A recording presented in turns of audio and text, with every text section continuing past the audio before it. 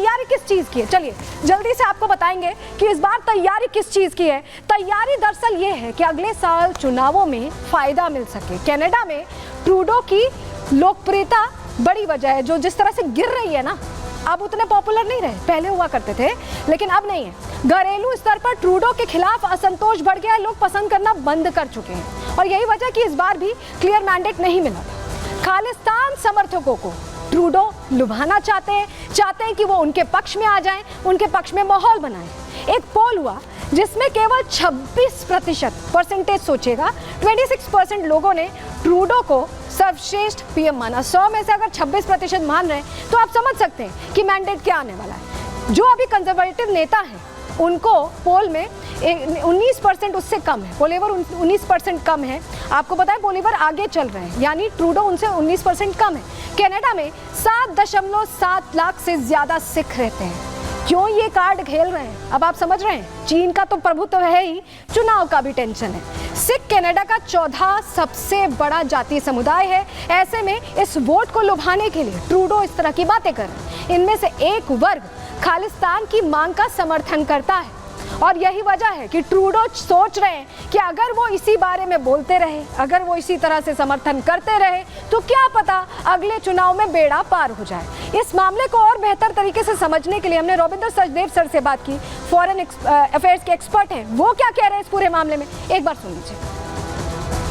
देखिए, Justin Trudeau जो है ये एक बहुत ही डेंजरस गेम खेल रहे हैं अपने देश के लिए और अंतर्राष्ट्रीय मामलों में। एक और चीज चल रही है जिसके चलते ट्रूडो भारत के खिलाफ एम कर रहा है, और वो बात यह है कि ट्रूडो चाइनीज जाल में फंस गया है अपने देश के अंदर।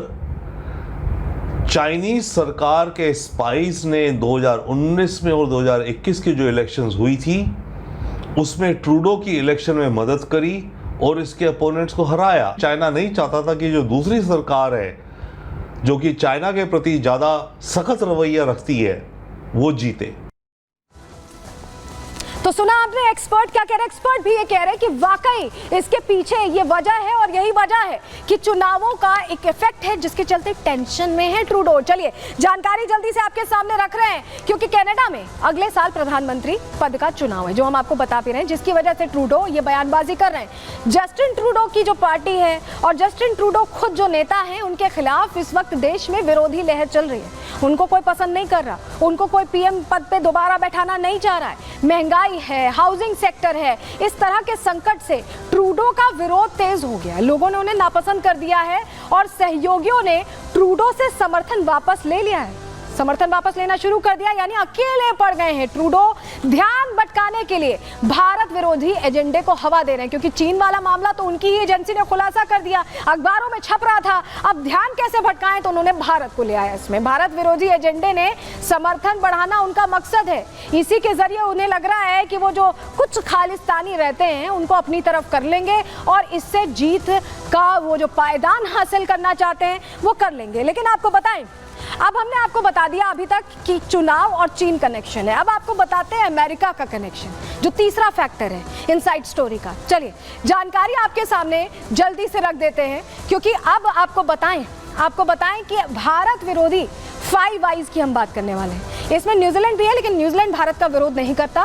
कनाडा है, ब्रिटेन, अमेरिका, ऑस्ट्रेलिया, ऐसे 5 देश हैं लेकिन न्यूजीलैंड ने खुद को अलग रखा है। भारत विरोधी माहौल बनाने में ये 5 आईज जुटी हुई हैं। जी हाँ, ये कोशिश में लगी हुई है। मीडिया ने कई तरह की भारत विरोधी रिपोर्ट प्रकाशित की। जी हाँ, जब निज्जर की मौत हुई उस समय की हम बात बता रहे हैं। बिना तथ्यों के केंद्र सरकार को निशाना बनाया था, कई तरह की बातें कही गई, निज्जर की हत्या की साजिश तक रचने का आरोप लगाती हुई कई रिपोर्ट्स फाइल की गई। एंटी इंडिया प्रोपेगेंडा फैलाना 5 आईज का मकसद था और उसी पर यह काम करते दिखाई दी। भारत के चुनावों में दरअसल चाहते थे ये कि इसका असर हो जाए, हस्तक्षेप करने की कोशिश थी और 4 देश थे, हमने आपको बता दिया, उसमें कनाडा भी था।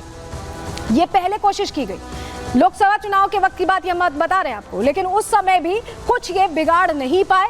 भारतीय इंटेलिजेंस एजेंसियों के खिलाफ इनकी ये साजिश थी। ये सोच रहे थे कि ग्लोबली भारत की इमेज ये खराब कर पाएंगे चुनावों से पहले, लेकिन ऐसा कुछ करने में ये सफल नहीं हुए।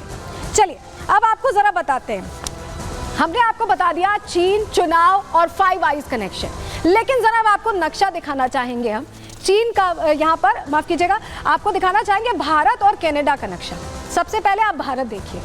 आप ये अच्छे से जानते हैं कि भारत में तो देखिए कोई खालिस्तान है नहीं। हम सभी धर्म के लोग शांति से, संतुष्टि से, एक दूसरे की आस्था का सम्मान करते हुए खुशी खुशी रह रहे हैं। पीओके भी हमारा है, वो भी हम किसी दिन ले लेंगे। तो ये हमारा पूरा भूगोल है, जिसमें कहीं आपको तो पता ही होगा कोई ऐसा स्टेट तो है नहीं हमारे पास जो खालिस्तान नाम का हो। तो आखिर कनाडा में बार बार खालिस्तान का शोर क्यों सुनाई देता है, ये सवाल बना हुआ है। जरा अब आबादी बताते हैं आपको। कनाडा आप देख रहे हैं, क्षेत्रफल बताएं आपको, कनाडा का काफी ज्यादा है, लेकिन आबादी यहाँ पर 3.89 करोड़ है। देख रहे हैं कितनी कम है, हमारी 140 करोड़ है और उससे कितनी कम है, मतलब 4 गुना 5 गुना, ये भी नहीं कह सकते आप, 100 गुना वाली बात है, यहाँ पे 100 गुना वाली बात है। ठीक है, अब आपको क्षेत्रफल बताते हैं। कनाडा देख रहे हैं आप, 99.8 लाख वर्ग किलोमीटर ये क्षेत्रफल है। भारत का क्षेत्रफल आपको बताएं 32.8 लाख वर्ग किलोमीटर है और इसमें हम 140 करोड़ लोग रहते हैं। तो इनके पास तो तिगुना क्षेत्रफल है।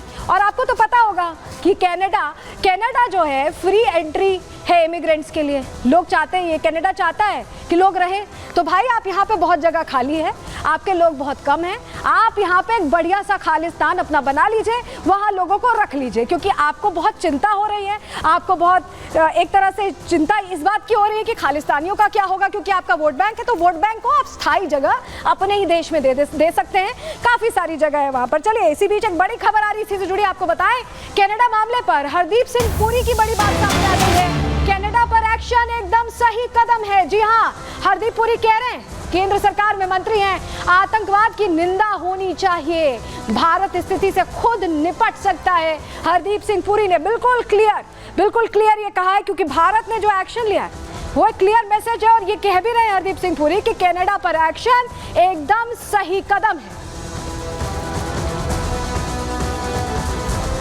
तो आतंकवाद की निंदा जरूरी है, ये भी कहा है हरदीप सिंह पुरी ने, क्लियर कर दिया है कि भारत इस मामले में स्थिति से निपट सकता है और जवाब दे सकता है।